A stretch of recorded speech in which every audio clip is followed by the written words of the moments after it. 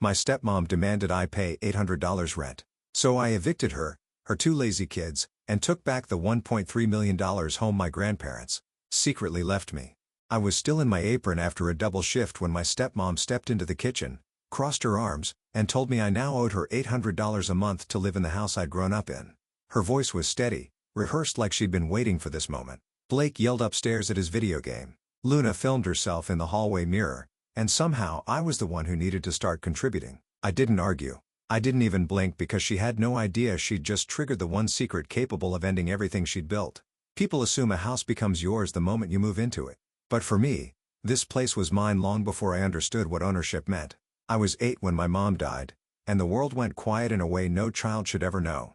My grandparents, Harold and Elise, stepped in without hesitation. They sold their own place across the city, moved into this 4-bedroom home in Denver, and filled every corner with warmth my father couldn't give at the time. I remember evenings when Elise would sit beside me at the old dining table, teaching me how to slice vegetables without rushing. The smell of simmering broth, the softness of her laugh, those things stitched the first layer of safety back into my life. Harold tended the garden outside, humming while trimming the roses my mom planted. Whenever the wind swept through the yard, it carried a little bit of her with it. That's why the house mattered. It wasn't walls, it was memory. Then Selena arrived. My father met her at a work event, and within months, she was in our living room setting down glossy suitcases and announcing she didn't mind the older decor. She said it with a smile that didn't match her eyes. The first week, she reorganized the entire kitchen. The second, she cleared out Elise's ceramic bowls, quietly replacing them with things she called modern. Harold simply nodded, but I caught the way his jaw tightened. Selena's children, Blake and Luna, slipped into the house like they'd been here forever. Blake claimed the downstairs den for his gaming setup.